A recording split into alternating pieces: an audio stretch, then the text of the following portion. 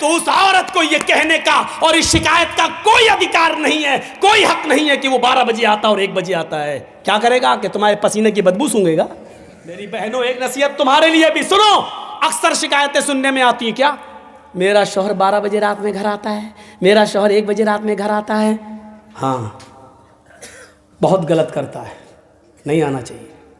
लेकिन एक बात सुन ले, तुम्हारे लिए कह रहा हूं मेरी माँ बहनों, जो औरत अपने घर में अपने शौहर के लिए बन सवर कर नहीं रहती है, मगरिब की अजान के बाद अच्छा कपड़ा नहीं पहनती है, ज़ेबो ज़ीनत अख्तियार नहीं करती है, मेकअप अच्छा नहीं करती है, अपने जिस्म पर खुशबू नहीं लगाती है, अच्छे कपड़े नहीं पहनती है, अपने शौहर के लिए बन सवर कर तैयार नहीं होती है, अगर ऐसा नहीं करती है तो उस औरत को यह कहने का और इस शिकायत का कोई अधिकार नहीं है, कोई हक नहीं है कि वो 12 बजे आता और 1 बजे आता है। क्या करेगा कि तुम्हारे पसीने की बदबू सूंघेगा?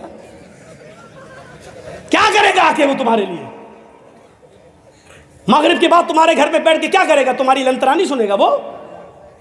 हाँ, तुम्हें शिकायत का पूरा हक है। जब मगरिब के बाद मुंह हाथ धुलकर, मेकअप करके, लिपस्टिक लगा के, क्रीम पाउडर लगा के नहीं, चुपड़ के, अच्छे कपड़े पहनकर तुम रेडी रहो और अपने शौहर को 10 बार फोन करो, कहाँ हो, जल्दी आओ ना, मैं सो जाऊंगी, फिर आओगे। 10 बार फोन करो, बुलाओ, फिर तुम्हें शिकायत का हक है कि मेरा शौहर मेरे पास नहीं आता है। रहोगी घर में भंगन बनकर, फिर वो आएगा रात के, क्या करेगा वो आकर? फिर तो वो उसी ऑफिस वाली के पास बैठेगा जिस ऑफिस में उसके साथ काम करता है, क्योंकि वो उसके लिए बन ठन कर बैठी हुई है। अगर रात में कोई शौहर 1 और 2 बजे तुम्हारे घर आ रहा है तो इसकी जिम्मेदार भी तुम हो। तुमने कैसे उसको इतनी आज़ादी दी है? तुम्हारे प्यार में कोई कमी ज़रूर है, तुम्हारे मेकअप और ज़ेब और ज़ीनत में कोई कमी ज़रूर रह गई है, वरना वो मगरिब के बाद घर छोड़ के जाता कैसे है, समझ में नहीं आता मुझे। इताअत, वरना इतना बड़ा हक, बुरा मत मानिएगा।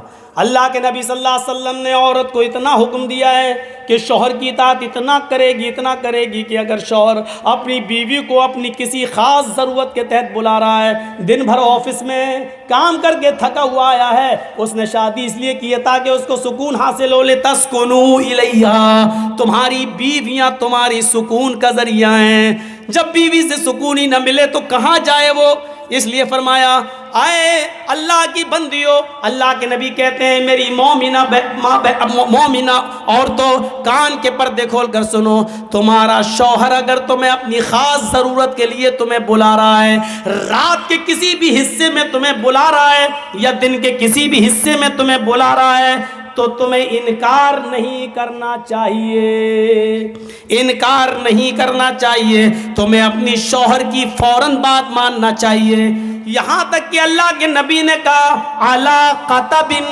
अगर तुम ऊंट के कजावे पर भी बैठी हो तब भी तुम्हें आना पड़ेगा।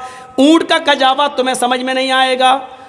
अरब की औरतें जब डिलीवरी का वक्त करीब होता था, उनके बच्चे की पैदाइश का वक्त जब करीब होता था और बच्चा जन्ने का वक्त जब करीब होता था, तो वो दर्द से बचने के लिए ऊंट के कजावे पर बैठ जाती थी। और ऐसा बैठने का मकसद ये था कि बच्चा आसानी के साथ पैदा हो जाए और उनको दर्द ना हो। अल्लाह के नबी ने फरमाया, मेरी माँ बहनों, शौहर का इतना ख्याल रखा अल्लाह के नबी ने, उसको गलत रास्ते पे न जाने दिया जाए, इस पर तुम्हें इतना ख्याल रखना पड़ेगा। फरमाया कि अगर तुम ऊँटनी पर बैठी हो, तुम्हें डिलीवरी का वक्त करीब हो, तुम्हारे बच्चे की पैदाइश का वक्त करीब हो, तुम्हारी डिलीवरी का वक्त करीब क्यों ना हो, अगर ऐसे मौके पर भी वो तुम्हें बुला रहा है तो तुम्हें अपने शौहर के पास उस हाल में भी जाना पड़ेगा।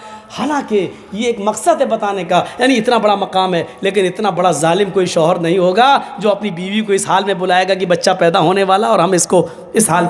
इतना जालिम नहीं होता कोई मर्द, इतना जालिम नहीं होता है। लेकिन एक मर्द की अहमियत बताई है कि देखो वो दिन भर थका मारा आया है, वो बाहर उसने हज़ारों किस्म की लड़कियों को देखा है, उसका दिल बहक भी सकता है, फिसल भी सकता है, इसलिए उसको सबसे ज़्यादा घर आने के बाद तुम्हारे सुकून की ज़रूरत है। सुनो मेरी, अल्लाह के नबी ने फरमाया, सुनो अल्लाह की बंदियो, तुम्हारा शौहर अगर तुम्हें इस हाल में बुलाता है कि तुम चूल्हे पर बैठी हो, रोटी पका रही हो, तब भी तुम्हें सब कुछ छोड़ के आना पड़ेगा। रोटी जलती है तो जल जाए, हांडी में गोश्त पकता है, जलता है तो जल जाए, जल्दी से गैस चूल्हा बंद करो और अपने शौहर के पास जाओ।